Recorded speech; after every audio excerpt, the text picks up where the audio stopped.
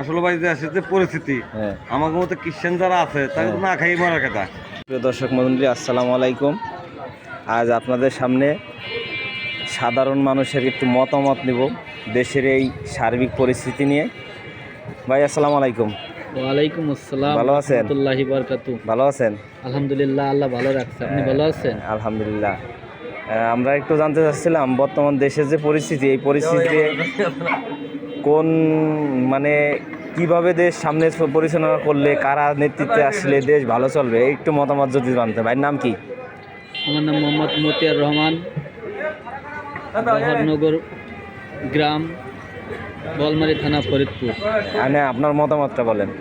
মতামত এই যে 5 তারিখে প্রধানমন্ত্রী শেখ হাসিনা দেশ ত্যাগ করে চলে গেছে, আসলে বড় কথা, এদেশে যেই নির্বাচিত সরকার হোক তার জনগণের যে আশায় বিষয়, জনগণের যে পক্ষে যে সরকার আসলে জনগণের পাশে থাকবে, আইন শৃঙ্খলা বজায় রাখা তারা দেশ চালাবে ইনশাল্লাহ। তারা আল্লাহর কাছেও দামি থাকবে, জনগণের কাছেও দামি থাকবে।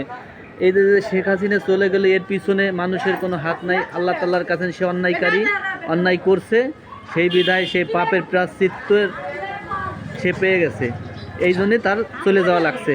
তো এখন মোটামুটি জামাত, বিএনপি মাঠে আছে।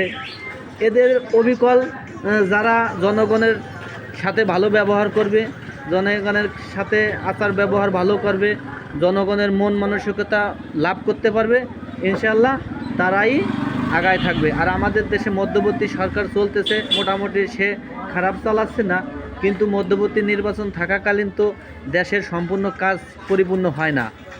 কিন্তু এখন যে কোনো নির্বাচন দিয়ে যে কোনো সরকার গঠন হইলে মোটামুটি আমাদের জনগণের ব্যবসা বাণিজ্য সব কিছুরই সফলতা হবে। ঠিক আছে, ধন্যবাদ। ইনশাআল্লাহ। ধন্যবাদ। বলেন। আসসালামু আলাইকুম। ওয়ালাইকুম আসসালাম। আসলে ভাই দেশের যে পরিস্থিতি আমাদের মতো খ্রিস্টান যারা আছে তাকে না খাই মারা কথা। এই চাল ডাল দ্রব্যমূল্যের দাম, এতে তো আমাদের মতো মানুষের হিমশিম খাই দিচ্ছে। বর্তমান কি করা উচিত? বর্তমান করা উচিত দেশে সুস্থভাবে নির্বাচন হোক।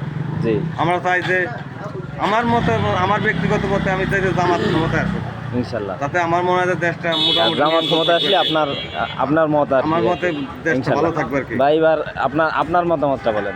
আসসালামু আলাইকুম। তো আসলে তো আমাদের দেশে যে অরাজকতা সৃষ্টি হয়েছিল প্রথমে আওয়ামী লীগ সরকার আমলে, আসলে তো আমরা নির্যাতিত আলেম সমাজটা